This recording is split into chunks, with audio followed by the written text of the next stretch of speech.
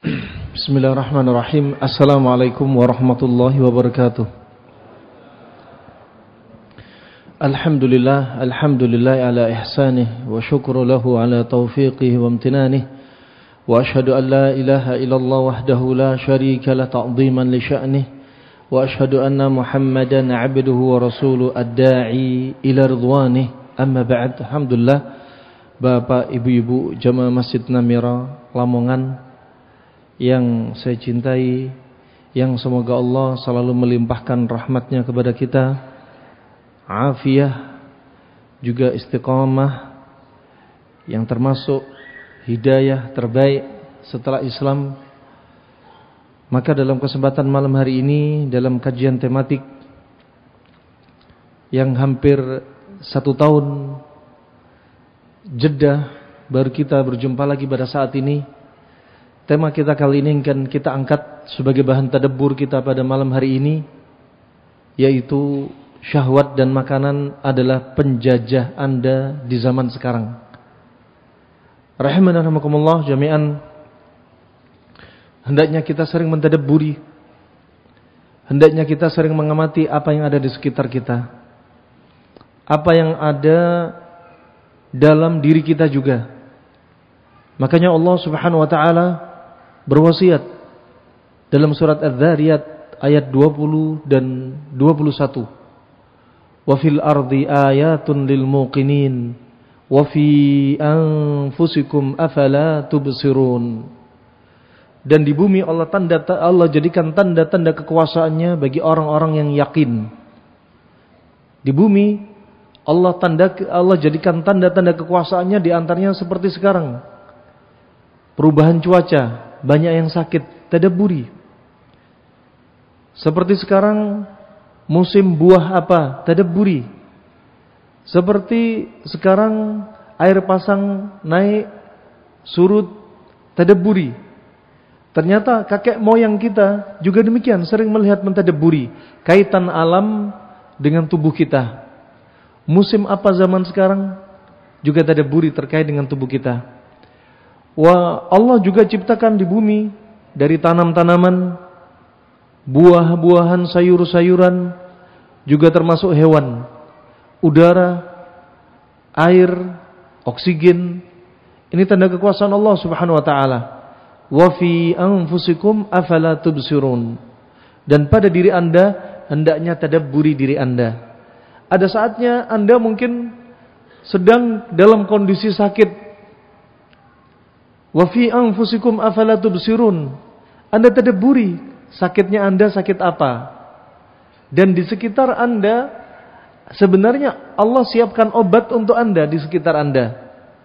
Ini sebagai tanda kekuasaan Allah. Wa fil ardi ayatun lil muqinin. Juga Allah berfirman dalam surat Fussilat ayat 53, semisal dengan surat Adz-Dzariyat ini. Allah berfirman, "Sanurihim ayatina fil afaqi wa fi anfusihim hatta yatabayyana lahum annahul haqq." Kami akan tunjukkan, kami akan pertontonkan di semua wilayah bumi tanda-tanda kekuasaan kami. Juga pada diri kalian, ya. Di bumi ditunjukkan tanda kekuasaannya, pada diri Anda ditunjukkan juga. Hatta yatabayyana lahum annahul haqq. Sampai jelas bagi Anda bahwasannya Al-Qur'an itu adalah benar. Farahimani wa rahimakumullah jami'an. Sebagaimana disebutkan para ulama, inna fit tarikh ibratan wa 'idhatan. Sesungguhnya di dalam sejarah itu ada nasihat dan pelajaran. Kita tadabburi orang-orang di masa silam kuat-kuat. Anda perhatikan Nabi Adam alaihissalam umurnya sekitar 1000-an tahun. Nabi Nuh alaihissalam yang disebutkan 950 tahun itu usia beliau berdakwah. Adapun sebagian ahli tafsir memperkirakan umur Nabi Nuh sekitar 1500 tahun. Nabi Adam alaihissalam tingginya sekitar 60 hasta. Kalau kita hitung meter sekitar 30 meter. Umur mereka panjang. Mereka postur tubuhnya tinggi-tinggi. Naam. Fa subhanallah, di zaman kita sekarang semakin jauh dari zaman Nabi Adam alaihissalam, tubuh kita pendek-pendek, umur kita juga pendek-pendek. Nabi SAW telah bersabda, a'maru ummati ma baina sittin wa sab'in wa qalilu ma yajuzu dzalik. Umurnya umatku itu antara 60 sampai 70 tahun. Dan sedikit sekali yang melebihi 70 tahun. Ya. Kalau ada yang bilang 70 tahun, lebih dari 70 tahun bonus, tunggu dulu. Kalau lebih dari 70 tahun tapi tidak sholat, lebih dari 70 tahun tapi tambah maksiat, lebih dari 70 tahun tambah buka bisnis-bisnis riba, lebih dari 70 tahun ya omongannya semakin banyak kedustaan, ketahuilah ini bukan bonus tapi istidraj. Ya, Allah berikan dia nikmat tambah umur tapi tambah berbuat maksiat. Idza ra'aitallaha yu'til 'abda ma yuhibbu minad dunya wa huwa muqimun 'ala ma'asi fa'lam annahu istidraj. Jebakan dari Allah yang didulukan di dunia. Wa rahimanallahu jami'an, di masa silam juga demikian. Umurnya panjang, ya, umurnya panjang juga kalau kita perhatikan semua itu atas izin Allah. Ajal murni atas izin Allah Subhanahu wa taala. Tetapi di sana ada perantara-perantara sebab. Di antaranya memang di masa silam kalau kita lihat makanan mereka seperti apa? Sama enggak seperti makanan kita di zaman sekarang? Yuk tadabburi. Nah, dari sisi umur mereka panjang. Umurnya Nabi Nuh alaihissalam 950 tahun usia berdakwah. Sebagian ahli tafsir mengatakan umur totalnya sekitar 1500 tahun. Umur kita yang pendek, tapi Allah jadikan di antaranya umur kita yang pendek, dijadikan setiap tahunnya ada malam Lailatul Qadar. Yang pada malam itu ya lebih baik daripada 1000 bulan. Dan kalau kita dapati malam Lailatul Qadar, kita bisa nyaingin umur-umur orang-orang yang sebelumnya yang panjang-panjang. Ini termasuk rahmat dari Allah. Farahimanakumullah jami'an. Kita kembali ke umat-umat yang terakhir. Contoh, kalau kita ambil firman Allah Subhanahu wa taala dalam surat An-Naml ayat 33. Allah berfirman, qalu nahnu ulu quwwatin wa ulu ba'sin syadidu wal amru ilaiki fanzuri madza ta'murin. Mereka menjawab ketika Nabi Sulaiman ya mengajak mereka untuk berislam dan Ratu Saba waktu itu bermusyawarah dengan para menterinya. Ratu Saba ini berada di kota Ma'rib di Yaman Utara. Dan mereka Allah berikan rezeki berupa pertanian yang betul-betul sukses.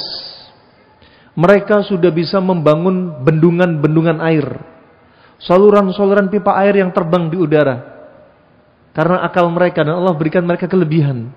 Tapi karena mereka menyekutukan Allah Subhanahu wa taala, diganti dengan tanaman apa? Sidr, ithal, tanam-tanaman yang berduri. Allah berikan banjir. Semenjak itu banyak orang-orang Arab dari Yaman bertebaran di muka bumi. Ada yang di Tunis, Maghrib, Jazair, ya, termasuk Arab Saudi, mereka bertebaran. Ya, pada saat itu di sini di antaranya ahli tafsir ada yang menyebutkan dari ayat ini ketika mereka dimintai pendapat oleh Ratu Saba yang dikenal dengan Ratu Bilqis. Adapun penamaan Ratu Bilqis kalau disandarkan kepada hadis Nabi, hadisnya lemah. Tapi bukan berarti tidak boleh menamai putri Anda Bilqis. Boleh-boleh saja. Cuma nisbat kepada hadis yang sahih tidak sabit. Mereka menjawab ketika ditawarkan, ketika musyawarah, kata mereka apa? Kita ini orang-orang yang memiliki kekuatan dan juga memiliki keberanian yang sangat dalam peperangan, berani dan kuat. Sebagian ahli tafsir mengatakan aslul quwwah fil Yaman. asalnya orang yang kuat-kuat itu di Yaman, di Sabah, Yaman Utara. Mereka kuat. Ya. Dan keputusan berada di tanganmu, yaitu Ratu Sabah.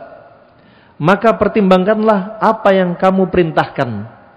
Artinya kalau menterinya diperintah untuk melawan Nabi Sulaiman, mereka siap. Syahidnya di sini adalah kuat dan berani. Subhanallah. Ini yang perlu ditadabburi. Dan sampai detik ini, kalau kita perhatikan, walaupun orang Arab zaman sekarang nggak seperti di masa silam, mereka kuat-kuat. Termasuk kromosomnya mereka beda. Sampai kalau ada kuda didapati kromosomnya, gennya gen Arab, nggak boleh ikut perlombaan dunia. Saking kuatnya kuda-kuda dari Arab.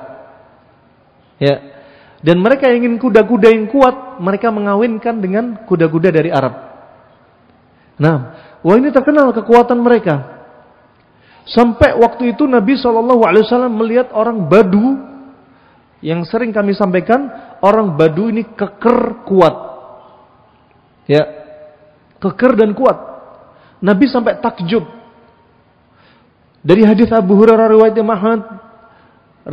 Imam Ahmad dalam Musnadnya, riwayat Imam Bukhari dalam Adabul Mufrad, dan Imam Muslim dalam Sahihnya, Nabi pernah berkata orang Badu ini, hal asabaka umumil dam, kamu pernah kena demam?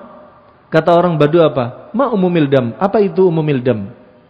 Harun bainal jild wal adhalat, yaitu panas antara kulit dan otot, alias demam. Kata orang Badu apa? Ma asabani umumil dam abada, aku gak pernah kena demam. Nabi bertanya lagi, pertanyaan kedua, hal tasadda'ta, apakah kamu pernah kena pusing? Kata orang Badu ini apa? Masuda, apa itu pusing? Coba, demam gak tahu, pusing gak tahu. Ini orang Arab asli Badu. Dua penyakit yang paling sering dialami manusia, dua penyakit paling ringan. Kemudian Nabi menjawab, pusing adalah rihun ya'taridu fir ra's wa yadribu al-asab. Ini salah satu jenis pusing. Imam Suyuti menyebutkan jenisnya pusing ada 20. Salah satunya dalam bahasa wahyu, pusing penyebabnya adalah angin numpuk di kepala dan menekan saraf. Anda yang kena pusing, vertigo, migrain, lihat. Kalau Anda mengalami sendawa, saat itu obatnya Anda mengeluarkan uap. Anda buang angin, saat itu pusing Anda langsung reda. Tadabburi. Ya, makanya Nabi pernah kena pusing dan Nabi langsung minta dibekam kepalanya. Hingga Imam Bukhari membuat judul Bab Al-Hijamah Minasyaqiqah Was-Suda', bab berbekam di kepala dari kasus migrain dan pusing. Imam Bukhari tahu migrain. Dan uap ini juga bukan hanya menimbulkan pusing. Sampai Imam Bukhari membuat judul Babu Fadli Man Yusra' Minar Rih, bab keutamaan orang yang kejang kena ayan epilepsi gara-gara uap yang numpuk di kepala. Nah, ini bahasa-bahasa para ulama memahami hadis Nabi SAW. Kembali kepada konteks pembahasan kita, yang perlu kita perhatikan di sini, mereka betul-betul kuat. Orang Badu di masa silam, di masa Nabi seperti itu. Badu di zaman sekarang, kekuatan mereka masih didapati seperti itu, walaupun gak sekuat mereka di masa silam. Ya, orang Badu zaman sekarang, pernah kami kunjungi seorang kepala puskesmas, Dr. Faisal dari Yaman Utara pada waktu itu. Dia cerita, demi Allah Abdurrahman, saya nyuntik anak kecil umur 12 tahun, saya suntik, bokongnya saya suntik, jarum itu patah 2 kali. Nah, yang benar, wallah, kata dia. Terus saya tanya ibunya, apa rahasianya ini? Dari kecil minum susu onta. Ada juga pasien yang kena kasus appendix, usus buntu, dibawa ke ibu kota. Ya, karena tinggal bersama kami. Dibawa ke ibu kota, dibius oleh dokter anestesi, ndak pingsan-pingsan.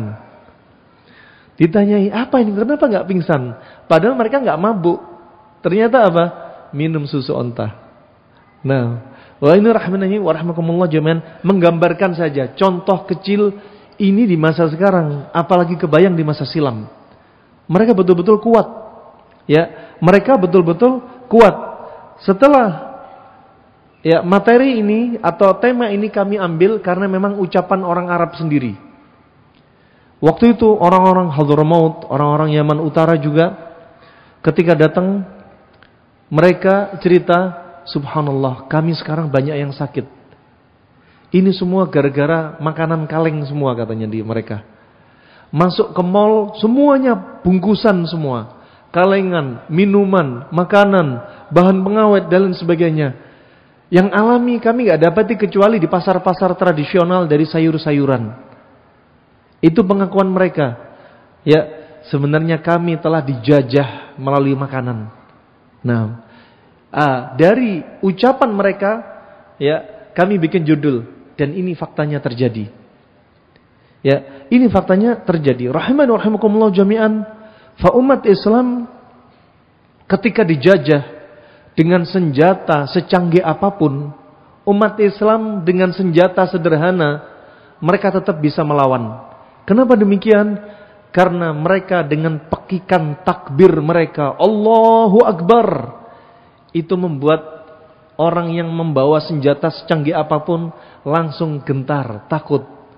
Roh jihad inilah yang membuat mereka semangat walaupun mereka dengan senjata apa adanya. Nah, oleh karena itu peperangan fisik menyebabkan kerugian materi bagi mereka musuh-musuh Allah. Merugikan nyawa mereka, membuang-buang waktu mereka. Mereka sadar umat Islam ini bakal bisa dihancurkan, dilemahkan fisiknya dengan makan minuman instan ini. Ini rahmatullah, kita buka mata kita. Bukan makruh, bukan haram, silahkan Anda makan. Tak masalah, cuma jangan terlalu sering. Jangan terlalu sering. Nah, kalau Anda mau sadar diri, Anda perhatikan. Dokter-dokter yang meneliti, dokter spesialis anak, dokter spesialis TKV, dokter spesialis yang kerja di hemodialisa, para perawatnya, ya, ketika mereka kumpulkan data, semua penyakit ini dari mana? Mereka akan sebutkan rata-rata dari produk-produk instan. Nah, wa subhanallah, dapat kabar dari Pak Bambang, dapat kasus anak kecil 5 tahun sudah kena stroke. Kami dapati anak 12 tahun kena stroke. Ya, ada yang 14 tahun kena stroke, 16 tahun kena stroke. Padahal dulu stroke identik dengan yang terkena stroke siapa? Orang kaya, orang tua. Sekarang nggak peduli kaya, nggak peduli tua. Semua kalangan bisa kena. Nah, anak sekarang subhanallah, wanita, para para santriwati, ya, usia 17 tahun, 18 tahun sampai detik ini belum haid. Ada yang belum haid, ada yang haidnya nyeri. Coba tadaburi, kenapa anak Anda seperti ini?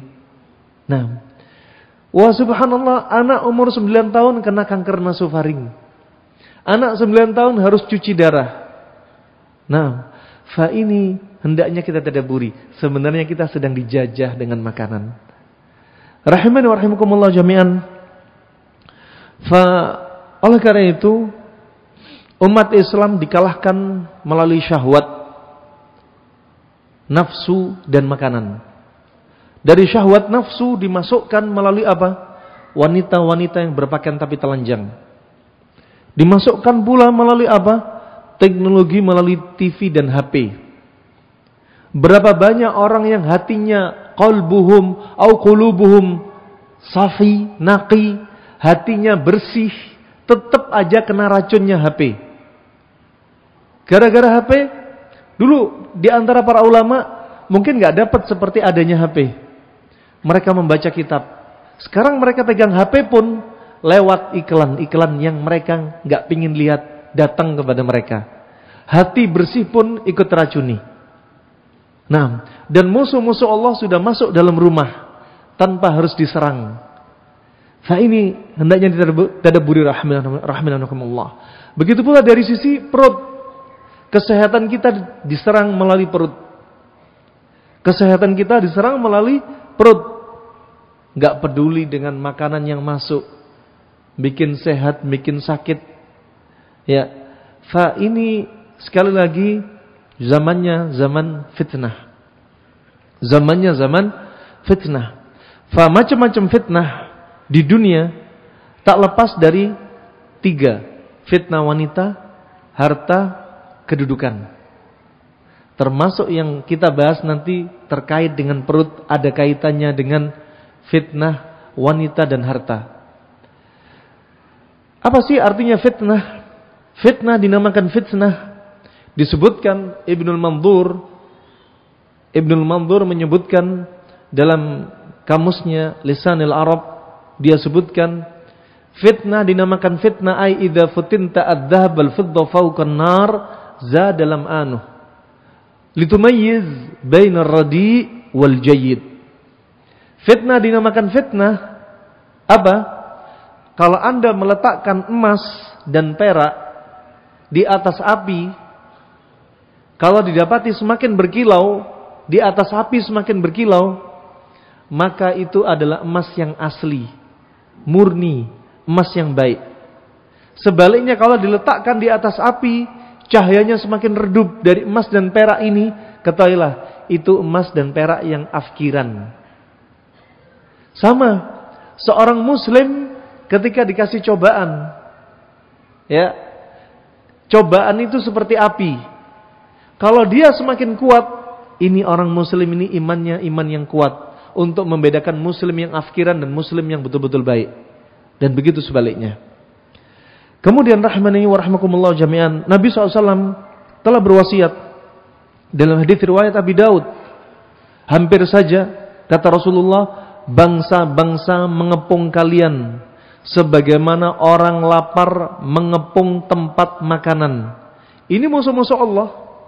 Bangsa-bangsa lain mengepung Anda sebagai umat Islam sebagaimana apa? Orang lapar mengepung atau mengitari makanan. Berkata seorang sahabat, apakah karena kita sedikit pada saat itu? Apakah gara kita sedikit kita dikepung? Ya. Kemudian kata Rasulullah, bahkan kalian pada saat itu banyak. Negeri kita disebutkan mayoritas muslim, banyak. Akan tetapi apa kata Rasulullah SAW? Tetapi kalian apa? Kal ghutha fil bahr. Tetapi kita mayoritas seperti apa? Buih di atas lautan. Kenapa?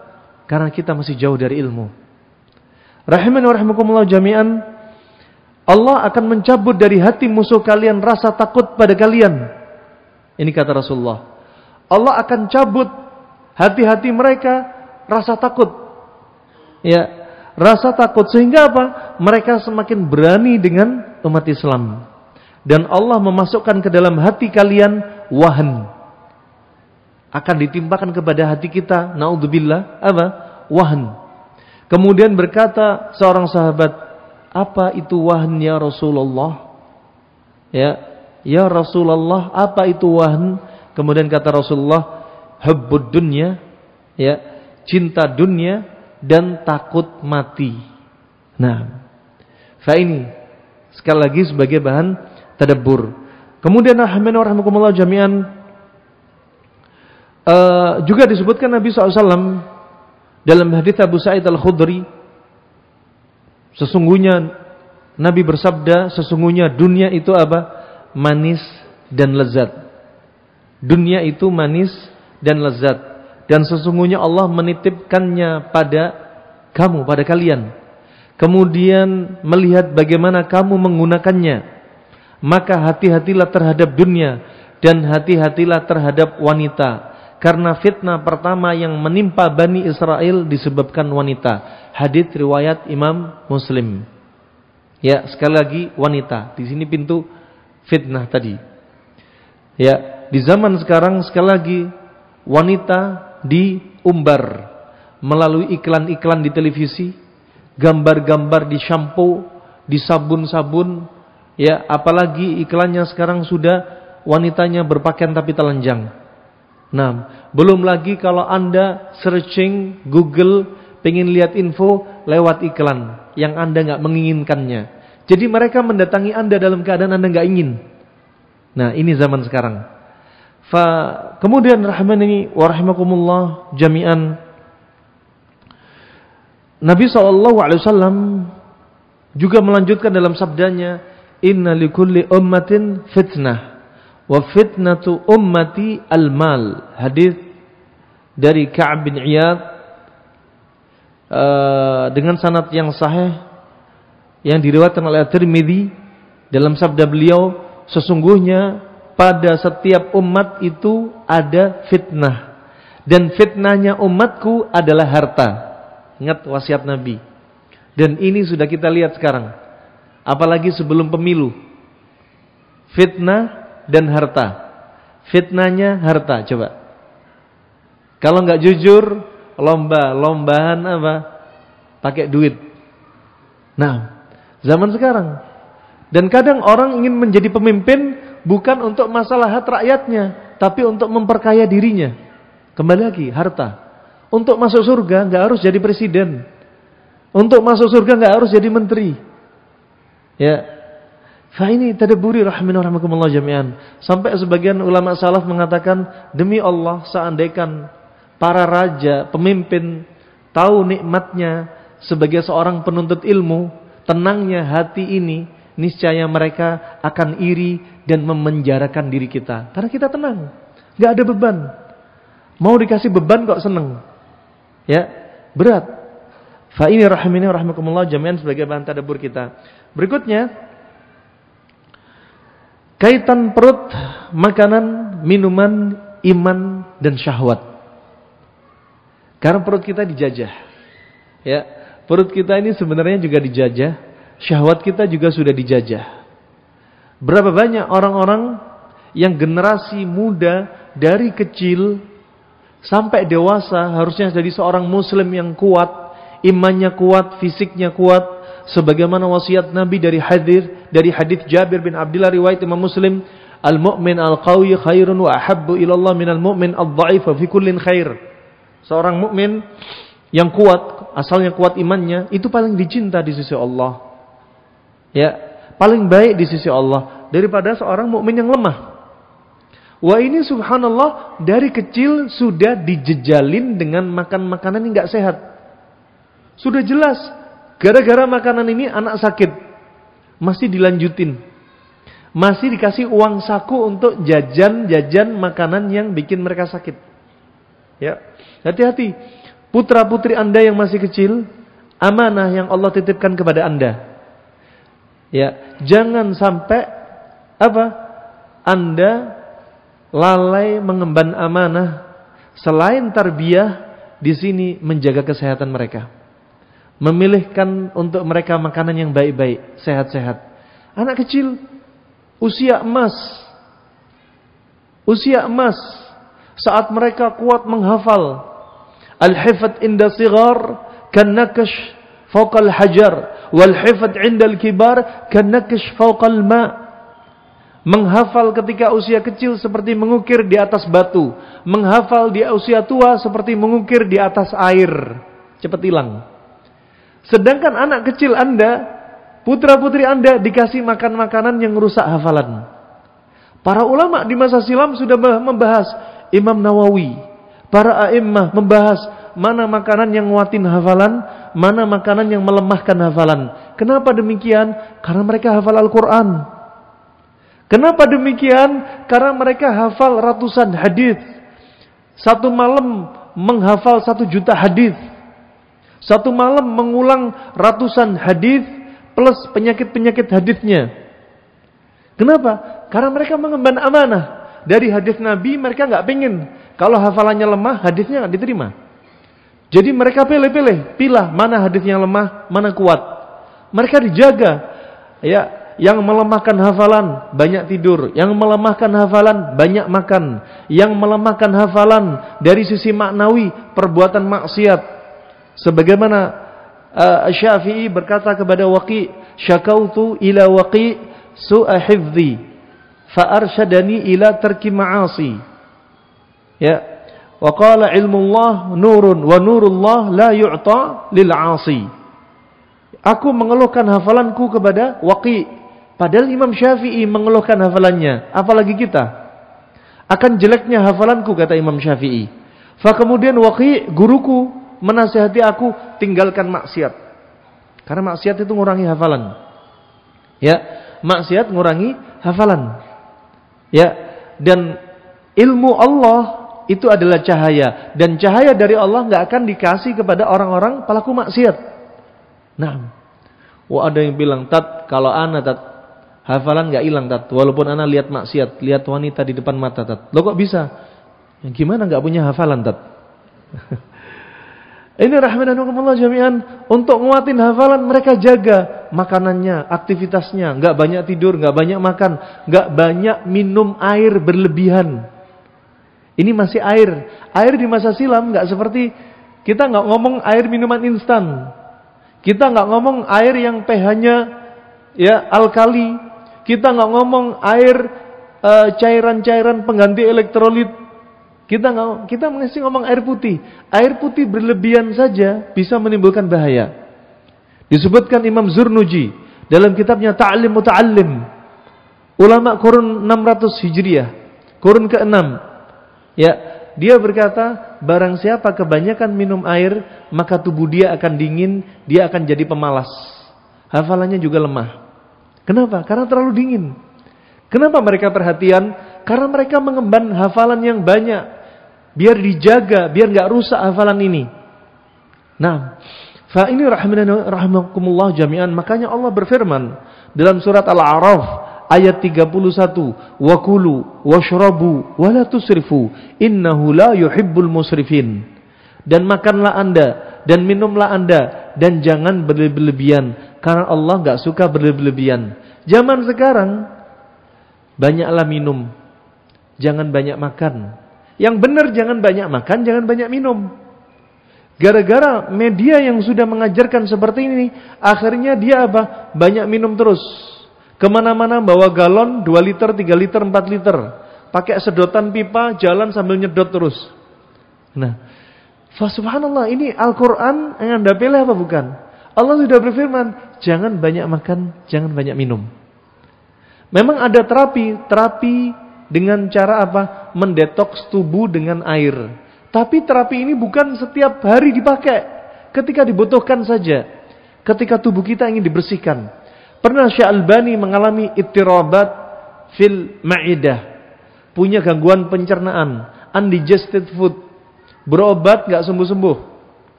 Akhirnya satu ketika dia membaca satu buku. Buku Arab klasik. Di situ ada menerapi, membersihkan racun dengan cara hanya minum air putih selama 40 hari. Ini bukan puasa mutih, bukan. Ini juga bukan bagian dari sunnah, cuma kedokteran Arab klasik. Subhanallah, diamalkan apa yang dia terapkan. Setelah 10 tahun berobat, dia nggak kunjung sembuh. Ternyata dengan cara minum air putih 40 hari, kemudian dia sembuh. Ini kalau untuk obat. Bukan dikonsumsi tiap hari, minum air terus 40 hari. Bukan minum air 4 liter terus, bukan. Kalau kita ditanya, kebutuhan air manusia berapa liter? Gak bisa kita takar harus berapa liter. Simple aja hidup. Kapan haus? Minum. Kapan butuh air? Minum. Kira-kira air kemih warnanya kuning pekat, berarti kurang. Kalau air kemih putih terus, berarti kebanyakan air. Simple. Sekarang kebutuhan air kita beda-beda. Lagi musim dingin, lagi musim hujan. Ya, air kebutuhannya nggak terlalu banyak sebagaimana ketika panas. Kemudian kita lagi ada aktivitas olahraga. Ya. Dan ada orang yang di dalam rumah saja, misalkan ibu-ibu hanya di bawah AC 24 jam. Ya, rumah dikerjakan oleh ART, anak-anak dimomong oleh babysitter. Lalu terus ibu-ibu ngapain? Kemudian banyak minum air 4 liter. Apa yang terjadi sama ibu-ibu? Ibu-ibu sifatnya akan seperti air. Hambar, dingin. Akhirnya apa? Malas gerak, mager. Kemudian jadi wanita apa? Frigid, dingin, gak punya syahwat, hafalannya lemah, konsentrasinya lemah. Tadabburi. Wasiat para ulama cukup masuk akal. Walaupun banyak orang, mana ilmiahnya? Sudah, walaupun nggak diliti pakai laborat, cukup. Ini sangat masuk akal sekali apa yang disampaikan wasiatan oleh para ulama. Fa ini rahimani wa rahimakumullah jami'an. Kita masih ngomong air, belum air minuman instan dengan bahan-bahan yang seperti aspartam, menyempitkan pembuluh darah efeknya. Padahal di Amerika sudah dilarang pemanis semacam aspartam.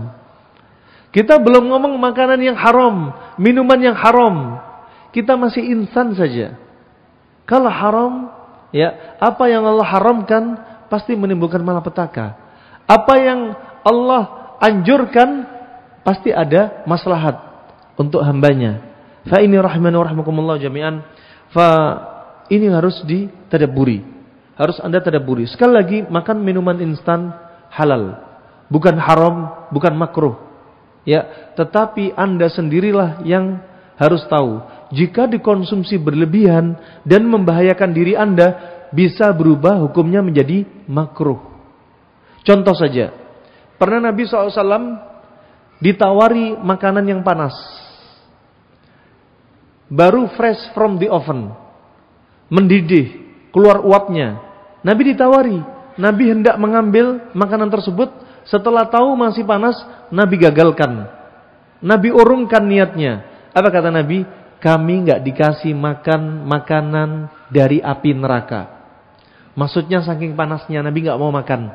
Ini menunjukkan ulama berpendapat makan makanan yang masih sangat panas sekali hukumnya makruh. Ya, padahal ini makanan sehat, bukan makan minuman instan. Panas. Ya, kenapa demikian? Karena membahayakan. Makanya yang panas banget, ya biarkan beberapa saat dia menjadi hangat. Bukan berarti harus sampai dingin banget. Ya, bakso dimakan dingin nggak enak. Minimal dihangatin. Contohnya seperti itu. Fa ini rahimani wa rahimakumullah jami'an. Pernah Asma juga demikian. Ketika dia masak, selepas masak nggak langsung dihidangkan, dipinggirin dulu. Kemudian bertanya yang lainnya dari sahabiah, kenapa kamu lakukan ini? Iya, Nabi mewasiati aku demikian. Kenapa?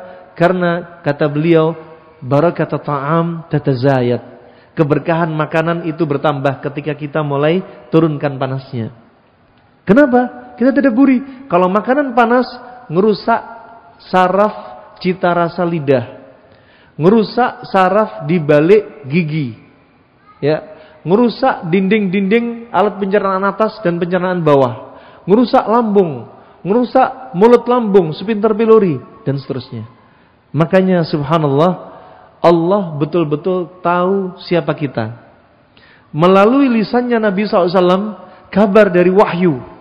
Mana yang baik, mana yang buruk. Fa ini perlu ditadabburi rahimakumullah. Makanan panas. Belum makan makanan yang akan menimbulkan gagal ginjal, darah tinggi, sakit mah. Ya, kemudian gangguan pencernaan.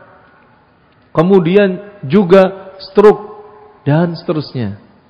Maka ini layaknya kita jangan sampai kita dikalahkan oleh penjajah dari makanan-makanan ini.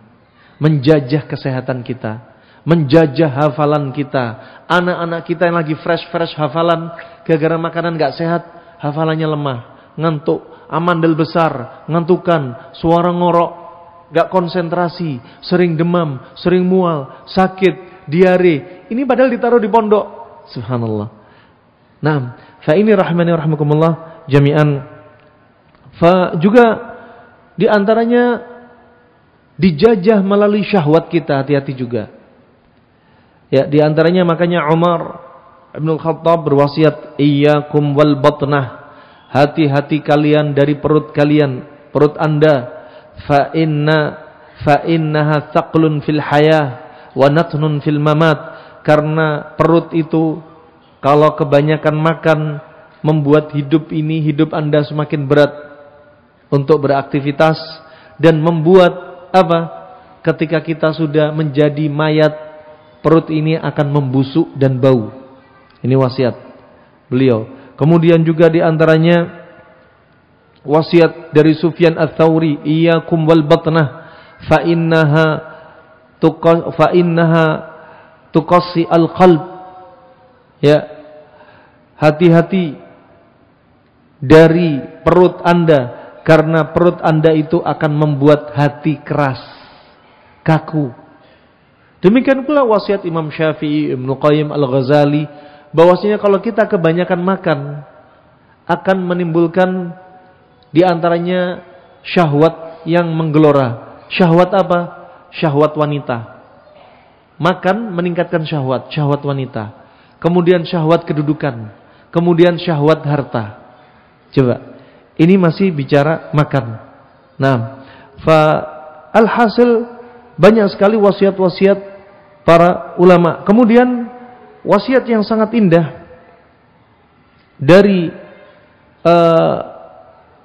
Ibnu Abdul Bar juga, bahwasanya Umar bin Khattab juga berwasiat ketika dia berkhutbah satu hari, dia berkata, iyyakum wal batnah, hati-hati Anda dengan perut Anda, fa innaha mukassalatun 'anis salah mu'diyatun lil jism, karena perut itu menyebabkan kita malas untuk sholat, termasuk sholat malam.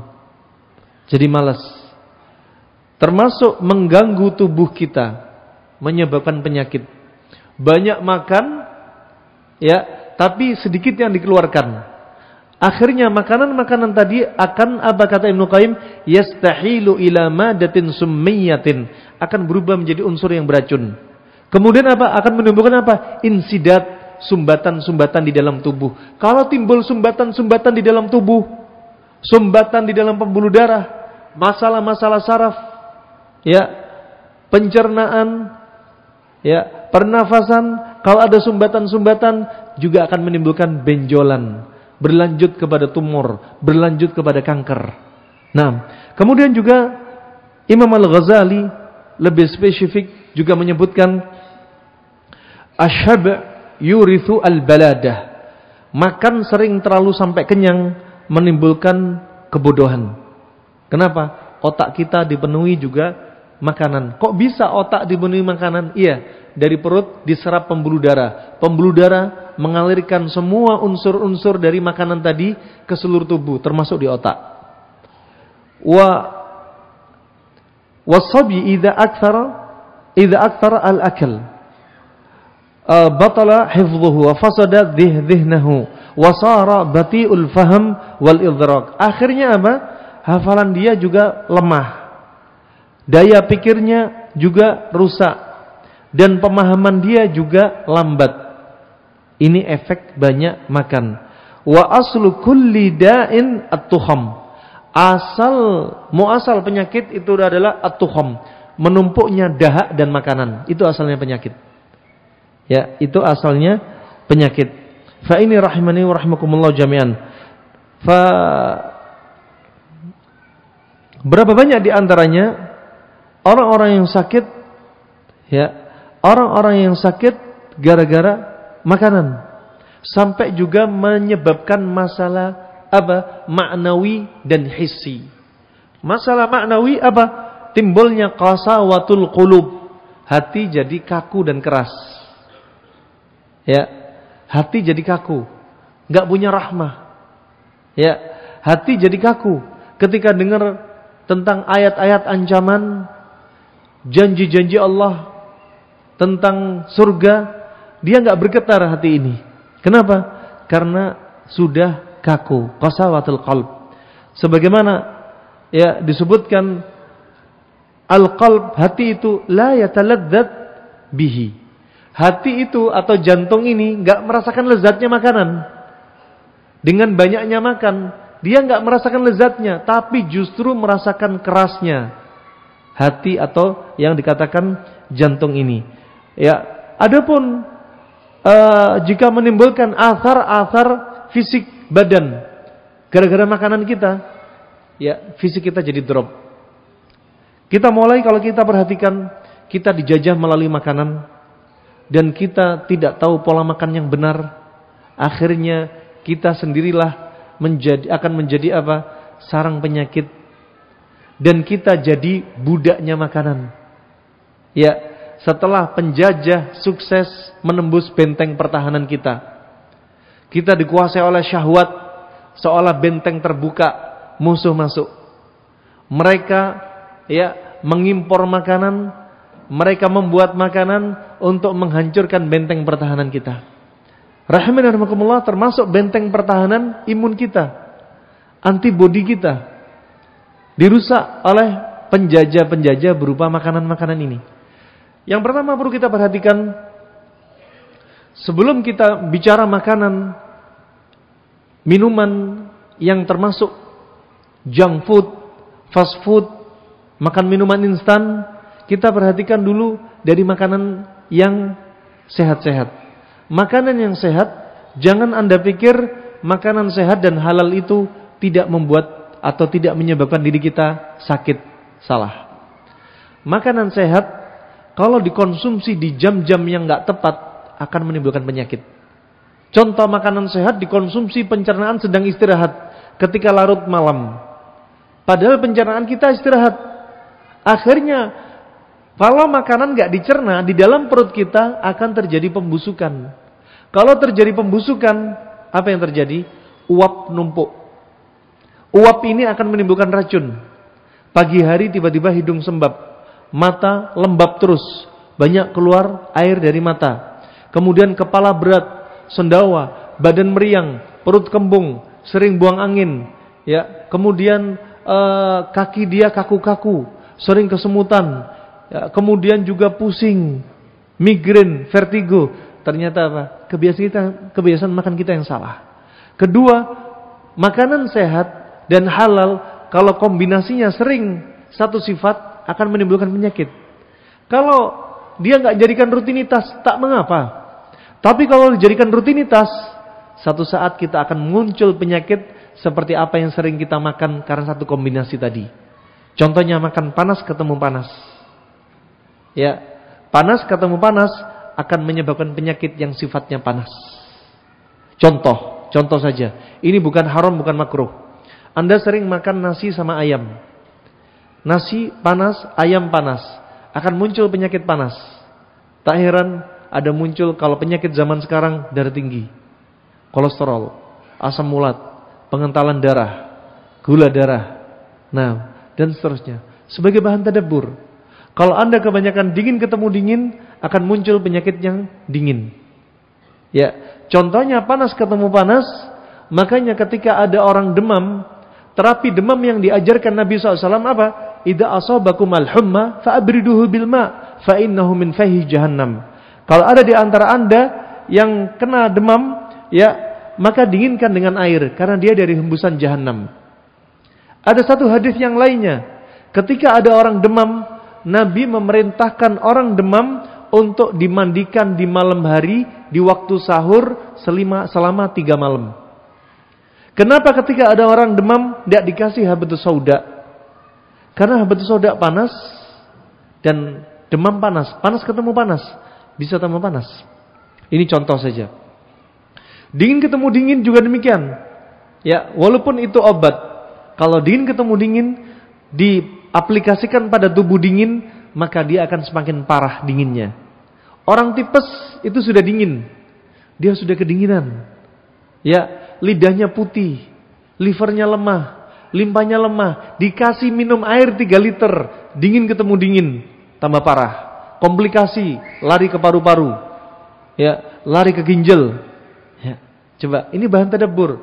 Makanya mereka mentadabburi firman Allah Subhanahu wa taala ketika Nabi Ibrahim hendak dilemparkan dengan manjanik, dengan ketapel pada api yang menyala membara.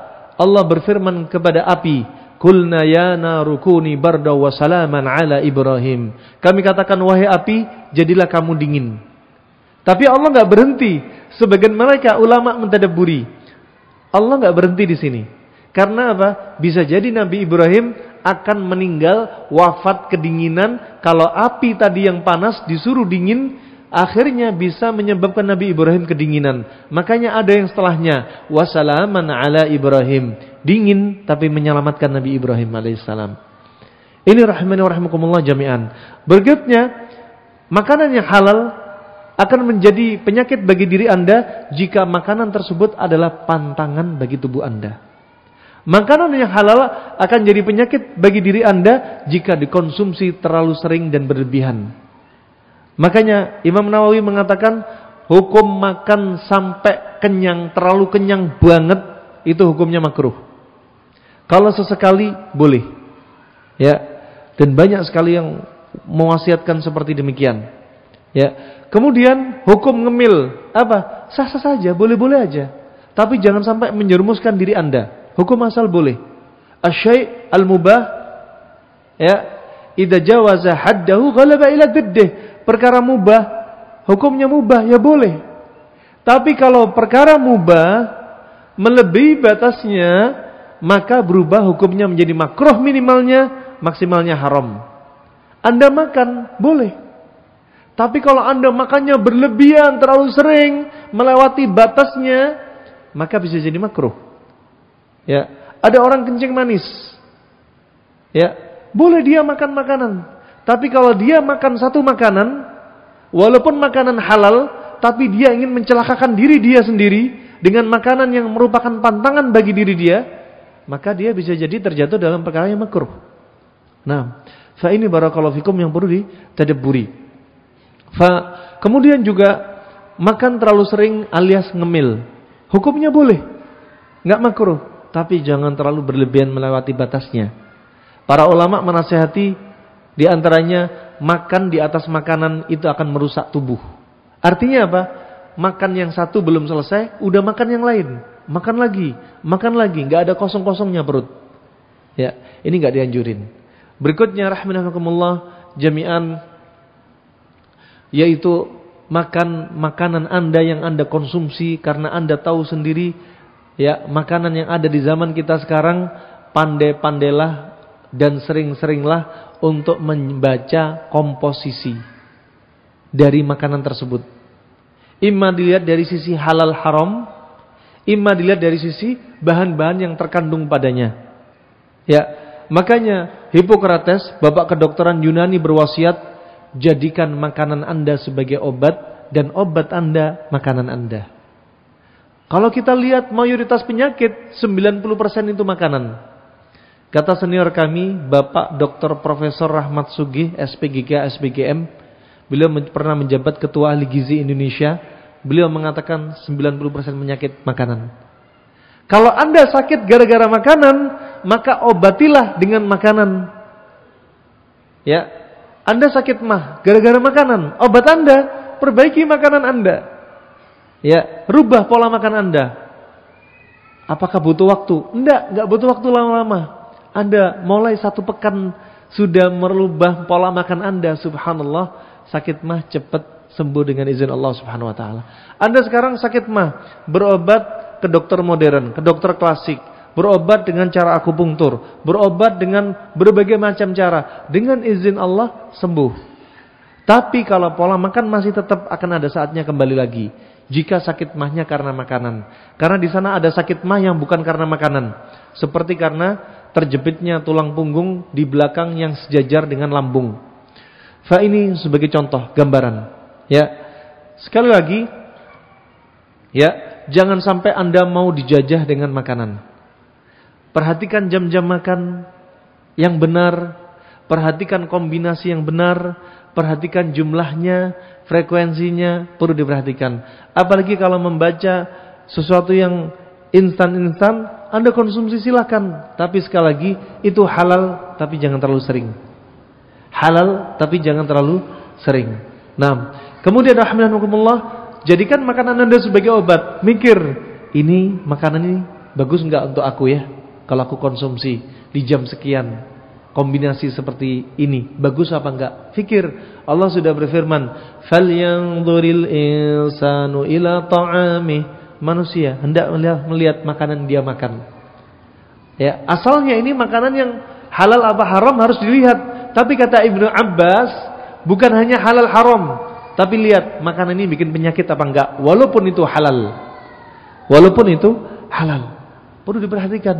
Nah, juga Nabi berwasiat, al-mu'min ya'kul fi ma'in wahidin wal kafir ya'kul fi sab'ati am'ain. Seorang mukmin itu minum atau makan dengan 1 perut, tapi orang-orang kafir makan pakai 7 perut. Ini Nabi yang bersabda. Makanya orang-orang muslim jangan terlalu banyak makan. Oh, ini wasiat. Di zaman Nabi SAW rata-rata masih apa? Alami-alami. Di zaman kita instannya banyak. Maka pikir, mau minum minuman yang bikin sakit, mikir. Oh, nantilah sesekali aja. Kemarin sudah. Bukan haram, bukan makruh, tapi dikurangi. Nah, dikurangi. Ini rahimani wa rahimakumullah jami'an yang perlu ditadabburi, Kemudian juga Anda perhatikan ya, tadi Hippocrates sudah berwasiat, Bapak kedokteran Yunani yang meninggal sekitar 370 tahun sebelum Nabi Isa lahir. Jadikan makanan Anda sebagai obat, obat Anda makanan Anda sendiri. Juga seorang tabibnya Kaisar Kuning Cina dalam kitab Huang di Neijing, dia juga berwasiat, penyakit-penyakit yang sulit diobati ternyata kembalinya kepada makanan. Coba. Nah, dokter yang hidup di zaman Nabi, Al-Harith bin Kaldah juga berwasiat, wa kanatil ma'idatu ra'sud da' wal himyatu ra'sud dawa wa 'awwidu al-jism ma'tad. Dan adalah perut sarangnya penyakit, dan menjaga pola makan itu adalah inti dari pengobatan penyakit. Maka kembalikan tubuh pada kondisi asalnya. Kondisi asalnya apa? Tubuh kita sehat. Gara-gara makanan ini, jadi kita nggak sehat. Kembalikan pada asalnya biar sehat lagi. Melalui apa? Makanan Anda. Nah, ini contohnya rahimani wa rahimakumullah jami'an. Fa barakallahu fikum. Fa kalau kita perhatikan, ya, kita harus dewasa untuk memilih dan memilah makanan agar kita tidak gampang dijajah. Anda lihat di Arab, kalau masuk mal-mal, kalau Anda lagi umrah, lihat makanan dimakan. Ya, semua serba kaleng. Kita juga demikian. Ya, halal, enggak haram, enggak makruh. Sekali lagi, jangan terlalu sering. Usahakan back to nature itu paling enak. Kembali ke makanan Anda yang sehat-sehat. Untuk membersihkan makanan yang sudah masuk dari bahan-bahan kimia tadi, di antaranya apa? Dengan terapi bersih darah. Imma dengan donor darah, imma dengan fasdu, flebotomi, imma dengan bekam. Ya, Ibnu Qayyim menyebutkan dalam tubuh kita ada 4 campuran: saudawiyah, damawiyah, balghamiyah, sama safrawiyah. Kalau damawiyah itu terkait darah. Untuk membersihkan ini caranya apa? Bersihkan darah. Imma di zaman silam, fasdu dan bekam. Ya, kalau darah Anda masih diterima PMI, ya donorin darah Anda. Tapi kalau saking kotornya darah Anda terlalu banyak kolesterol, asam urat, gula darah, D-dimer, kengentalan darah terlalu tinggi, HB lebih dari 18, trombosit sangat tinggi, Anda habis divaksin, ada yang kena HIV, ada yang kena hepatitis, ada yang habis kena virus. Wah, ini nggak boleh donor darah. Kalau memang harus dibuang, ya dibuang. Ya, kalau nggak boleh donor darah, pakai cara yang lain untuk membuang darah. Fa ini rahimani wa rahimakumullah jami'an. Salah satunya, kenapa? Kalau dia bahan-bahan kimia ngendap di ginjal, ini yang bahaya. Anda lihat penyakit nomor 1 terbanyak di dunia, kira-kira menurut Anda penyakit apa? Apa ibu-ibu di zaman sekarang? Apa? Yang paling banyak metabolic syndrome atau sindrom metabolik. Gara-gara makanan tadi, kacaulah organ kita. Ada yang kena diabetes insipidus, gula darahnya naik. Ada yang kena diabetes, gula darahnya turun. Ada yang kena diabetes mellitus, gula darahnya naik. Ada yang tensinya kacau. Ya. Oh, ada yang lambungnya kena. Gara-gara apa? Makanan ini semua kacau. Ginjal lemah, bahan kimia ngendap. Ya. Dibawa darah ke seluruh tubuh. Nah, ngefek ke kepala, hafalannya lemah. Ngefek ke kepala sampai ada kena tumor otak. Ya. Ada yang kena tumor di ginjal, masih 6 tahun kena tumor ginjal gara-gara minum minuman instan. Ya, belum sampai 1 tahun ginjalnya kena tumor. Belum sampai 1 tahun, hanya 9 bulan dia konsumsi minuman kemasan. Ya, akhirnya apa? Harus cuci darah. 1 hari habis 5 bungkus. Pakai es, di blender, warnanya menggoda, ada warna toska, warna biru muda, Masya Allah, menggoda anak-anak, dijajah anak Anda dan diri Anda.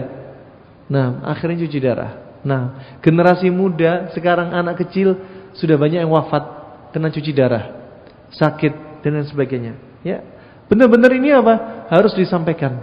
Harus disampaikan. Makanya Imam Syafi'i berwasiat sebagai penutup materi kita. Kata beliau apa?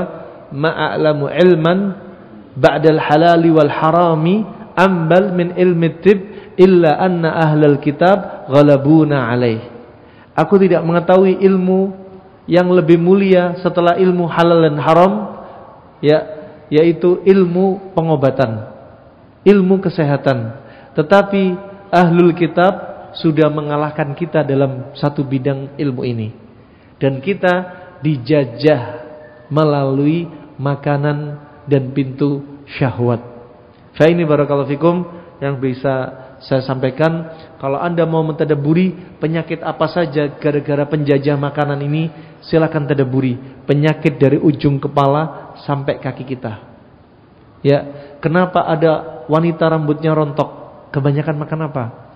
Ya, rambutnya kusam kusut. Kenapa kena vertigo, migrain? Ya, kenapa juga kena stroke? Kenapa kena bel palsi?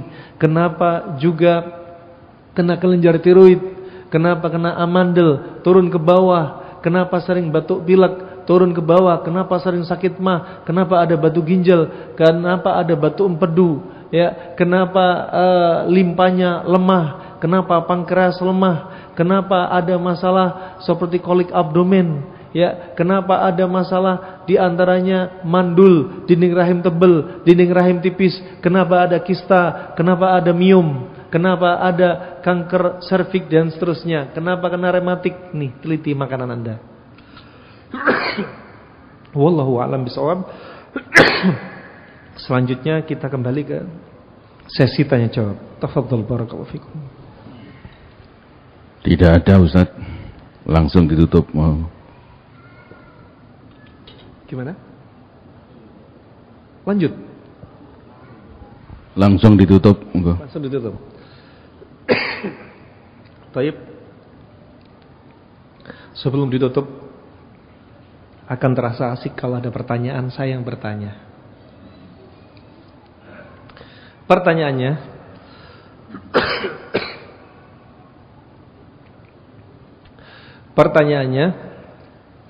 ya, tadi sudah kita sebutkan di antaranya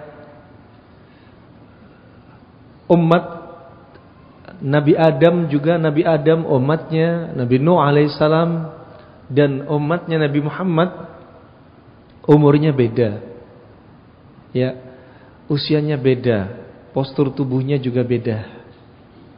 Nah, pertanyaannya, apakah umur yang dikatakan Nabi usia 60 sampai 70 tahun itu mayoritasnya, dalam riwayat 100 tahun? Kalau lebih dari 70 tahun itu adalah bonus?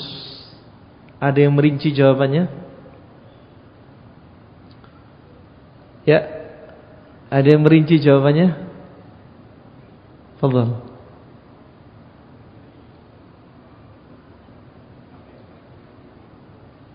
Nah, kalau dia di atas 70 tahun,